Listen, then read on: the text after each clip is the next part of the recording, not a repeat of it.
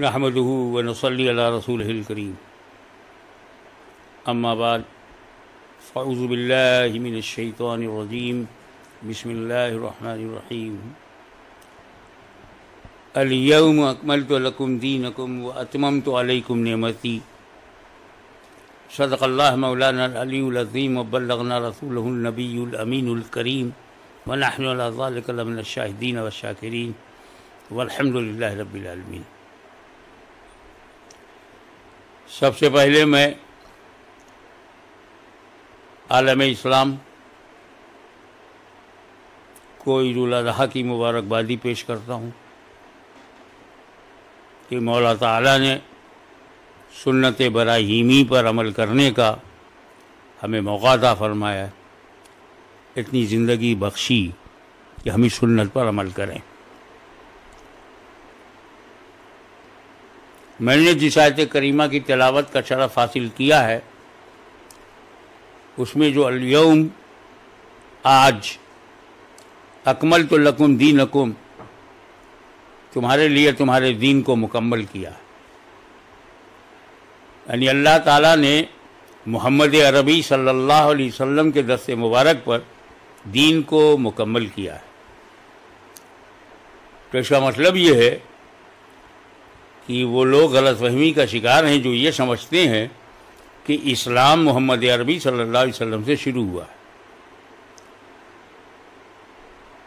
وہ اس سچائی کو نہیں جانتے کہ حضور صلی اللہ علیہ وسلم کے ہاتھ پر مکمل ہوا ہے، اور جو چیز کسی کے ہاتھ پہ مکمل ہوتی ہے تو جاننا چاہیے کہ اس کی شروعات کہاں سے ہے۔ تو فار یور کائنڈ انفارمیشن، دھرتی پر دین سب سے پہلے جس نے شروع کیا ان کا نام نامی اس میں گرامی حضرت آدم علیہ السلام ہے۔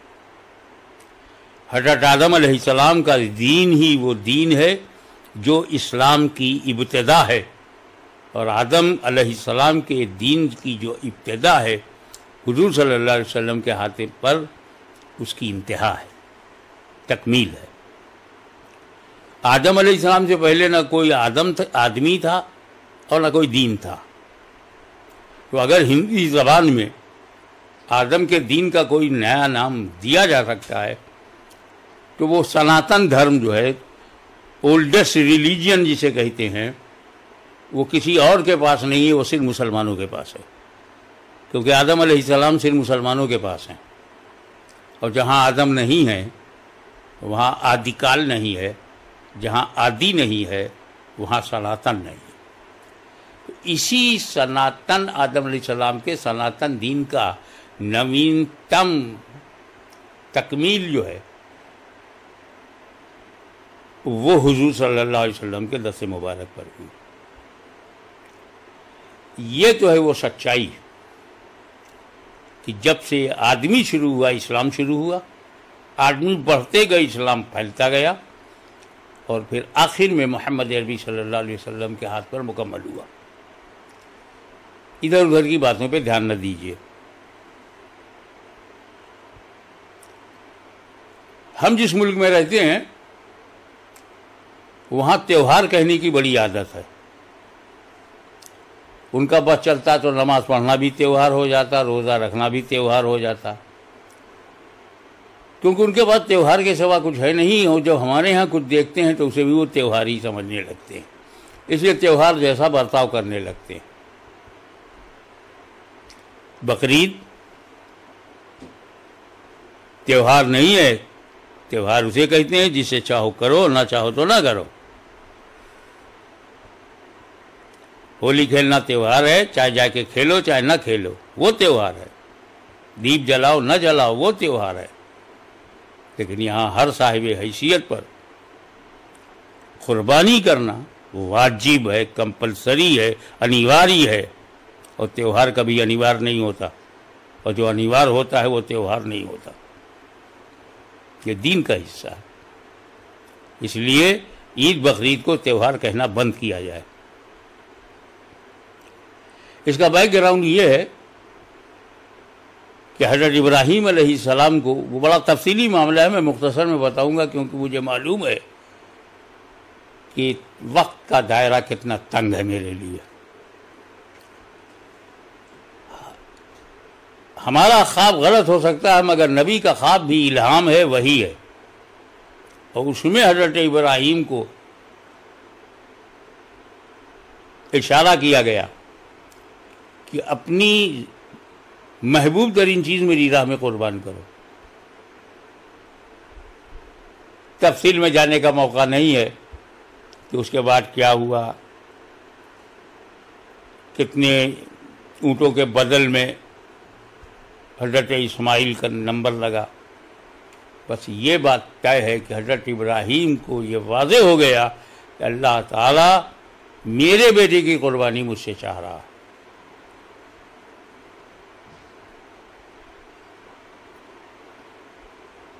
اس قربانی کا دوسرا پہلو یہ ہے کہ انہی دنوں میں حج بھی ہوتا ہے جو فرض ہے، کمپلسری ہے، پلر آف اسلام ہے، بنیاد ہے. اور انہی دنوں میں منا، عرفات، مزدلفہ جیسے علاقوں پر مشتمل پورا حج ہوتا ہے، طواف کعبہ، طواف زیارہ وغیرہ وغیرہ. اور جو حاجی اپنا وطن چھوڑ کر کے وہاں حج کرنے کے لیے گیا ہے، حج تمتع کر رہا ہے، حج قران کر رہا ہے، وہاں بھی وہ قربانی پیش کر رہا ہے. کیونکہ اسی جگہ حضرت اسماعیل کو زمین پر لٹا کر حضرت ابراہیم نے رضا الہی کے لیے اپنے بیٹے کے قربانی کے لیے تیار ہوئے، کر بھی ڈالا. اور اس سے پتہ چلتا ہے کہ حضرت ابراہیم علیہ السلام اپنے رب کی بارگاہ میں کمال سپردگی کا درجہ رکھتے تھے، سمپورن سمرپن. اتہاس میں ایسا نہیں ملے گا کہ خدا کی رضا کے لیے اپنے بیٹے کی گردن پر چھری چلائے. یہ اور بات ہے کہ مشیت نے انہیں بچا لیا اور ان کی جگہ ایک بھیڑ یا ایک اسی طرح کا کوئی جانور حضرت ابراہیم کی چھری کے نیچے آ گیا اور حضرت اسماعیل دور کھڑے مسکرا رہے. رسول پاک نے اسی سنت ابراہیمی کو زندہ رکھنے کے لیے ہر صاحب حیثیت پر، صاحب نصاب پر یہ واجب کر دیا ہے کہ میرے دادا ابراہیم علیہ السلام کی نے جو قربانی پیش کی ہے تم بھی قربانی کرو. ان کی جگہ جانور قربان ہوا جو حلال تھا، تم بھی حلال جانور کو انہی کی سنت پر عمل کرتے ہوئے کرو. چنانچہ آج بھی بلا اختلاف مسالک و مکاتب سبھی بقرعید میں قربانی کرتے ہیں. یہ یادگار ہے بلیدان کی، ایثار کی، قربانی کی. لنگر پکا کر غریبوں کو کھلا دینا بھی مہتوپورن ہے. مسجدوں، مندروں، گرجا گھروں سے روپیہ نکال کر کے غریبوں میں بانٹ دینا بھی اچھی بات ہے. لیکن یہ قربانی کی ایک باپ اپنے بہترین اور محبوب ترین بیٹے کو اللہ کی رضا کے لیے ذبح کرنے پر تیار ہو جائے، یہ اس کی مثال اتہاس میں نہیں ملتی. یہ قربانی ضائع نہ ہونے پائے، ذہنوں سے جانے نہ پائے، صرف تاریخ کا حصہ نہ بن جائے. میرے نبی کریم صلی اللہ علیہ وسلم نے اسے واجب قرار دیا. لیکن وجہ تو قربانی ہی ہے، اور مسئلہ یہ باہر نکل کے آیا کہ قربانی کی یاد منانا سنت رسول ہے.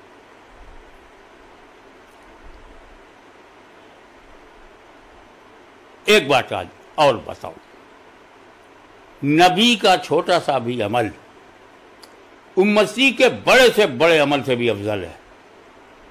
اللہ کی راہ میں کوئی نبی ایک مٹھی گیہوں دے دے، ہم پورا گودام اللہ کی راہ میں دے دیں، تب بھی نبی کی اس ایک مٹھی گیہوں کے برابر ہمیں ثواب نہیں ملے گا۔ نبی نبی ہوتا ہے، اس کا ہر کام مکمل ہوتا ہے۔ آپ یہ نہ سمجھیے گا کہ حضرت اسماعیل بچ گئے تو قربانی نہیں ہوئی۔ حضرت ابراہیم نے اپنی آنکھوں میں پٹی باندھ لیا تھا تاکہ ذبح کرتے وقت، خون بہتے وقت شفقت فطری باہر نہ آ جائے۔ انہوں نے گردن پہ چھری رکھ دی یقین سے، گردن کاٹ دیا یقین سے۔ یہ تو اللہ ہے جس نے بچا لیا اسماعیل کو، اور ان کی جگہ پر جانور آ گیا، حلال جانور، لیکن ہے تو وہ مکمل قربانی، کامل و اکمل قربانی، کوئی اس میں کمی نہیں تھی حضرت اسماعیل کی قربانی میں۔ لیکن میرے بھائیوں، سینے پہ ہاتھ دھر کے ذرا سوچو، چھری چلی اسماعیل علیہ السلام کی گردن پر، گردن نہیں کٹی، اور اس کی یادگار منائی جا رہی ہے۔ پھر ہم اس کی یادگار کیوں نہ منائیں جو کربلا کی دھرتی میں اللہ کی راہ میں اللہ کی رضا کے لیے اپنی گردن کٹوا رہا ہے۔ وہاں چھری چل کے ہٹی نہیں، تن سے سر الگ ہو گیا، سر کو نیزے پہ اٹھایا گیا، بے حرمتی کی جا رہی ہے، اور پھر کہا جاتا ہے کہ اسماعیل علیہ السلام کی قربانی کی یاد مناؤ، اور اسماعیل علیہ السلام کے پوتے حسین کی قربانی کی یاد نہ منائی جائے۔ یہ وہ کون سا ذہن ہے جس کے کمرے میں اندھیرا بھرا ہوا ہے؟ کیا آپ کو نہیں محسوس ہوتا ہے کہ رسول پاک نے اپنے پہلے والے کی قربانی کی یاد منائی، تو کیا ہم اپنے پہلے والوں کی قربانی کی یاد نہ منائیں؟ یہ یاد منانا اگر حرام ہوتا، بدعت ہوتا، غلط ہوتا، گناہ ہوتا، تو پھر اسماعیل علیہ السلام کی قربانی کی یاد منانے کے لیے رسول پاک نے کیوں حکم دیا؟ علت موجود ہے، وجہ موجود ہے کہ راہ خدا میں قربان ہونے والی وجہ اسماعیل کے ساتھ بھی ہے، اور راہ خدا میں قربان ہونے والی رضا الہی کے لیے قربان ہونے کی وجہ کربلا کی دھرتی پر بھی نظر آتی ہے۔ اسی لیے علامہ اقبال نے کہا تھا کہ جس ایثار کی ابتدا اسماعیل ہیں، اس کی تکمیل امام حسین ہے۔ تو اسے تیوہار سمجھ کے نہ منائیے گا۔ جب بھی آپ قربانی کے لیے جائز طریقوں سے حاصل کیے ہوئے جائز جانور کو ذبح کریں گے، یاد رکھیے گا اس وقت ذہن میں اسماعیل علیہ السلام ہو، اس وقت سنت ابراہیمی ہو، اور رسول پاک صلی اللہ علیہ وسلم کی خوشنودی ہو۔ آپ مجھ سے پچھلے سال پوچھتے تو میں آپ کو بتاتا کیسے لیا جاتا ہے جانور، کہاں سے لیا جاتا ہے۔ آج تو حالات یہ ہیں کہ بکرا منڈی بند کرو۔ کیوں صاحب؟ ہم بکرے کے مخالف نہیں ہیں، بکرے منڈی میں بھیڑ ہوتی ہے۔ اچھا، تو بکرا منڈی میں 3 دن کے لیے بھیڑ ہوتی ہے، وہ برداشت نہیں ہوا، اور سبزی منڈی میں روزانہ بھیڑ ہوتی ہے، اچھا لگتا ہے۔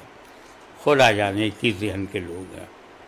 منڈی تو منڈی ہے، چاہے بکرا منڈی ہو یا سبزی منڈی ہو۔ سبزی منڈی تو روزانہ کھلتی ہے، یہ بیچارہ بکرا منڈی تو صرف 3-4 دن کے لیے تھا۔ اس سے پتہ چلتا ہے کہ ہمیں آتم چنتن کرنا چاہیے۔ اپنے من میں اگر کسی کے تعلق سے نفرت ہے، گھرنا ہے، اسے نکالنا چاہیے، اور پریم پوروک بھارت کی دھرتی پر رہنا چاہیے۔ اب آئیے، لاک ڈاؤن نہیں ہے یا نہیں رہے گا، اس سے فرق نہیں پڑنا چاہیے۔ رسول پاک کو طہارت، صفائی، پاکیزگی سب سے زیادہ پسند تھی۔ یہ آپ اپنے آپ سے، اپنے گھر سے، اپنے پریوار سے، اپنے محلے سے شروع کریں۔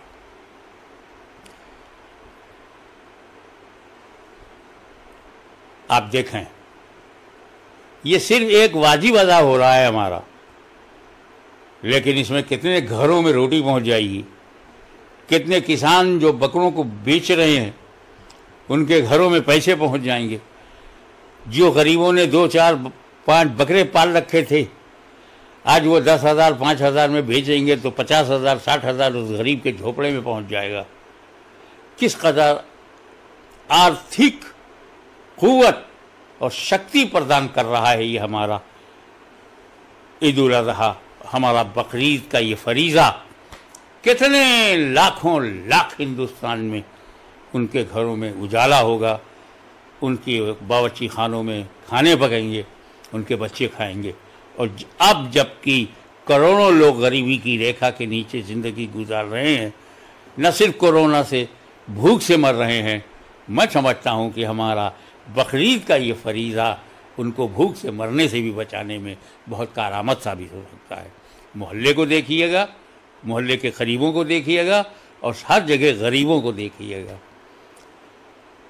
کیونکہ ہم مسلمانوں کو یا جو غریب مسلمانوں کو شراب تو نہیں پلا سکتے، کباب تو کھلا سکتے ہیں. اس لیے مستحق کا خیال رکھیے گا، ڈیزرونگ پرسن کا خیال رکھیے گا.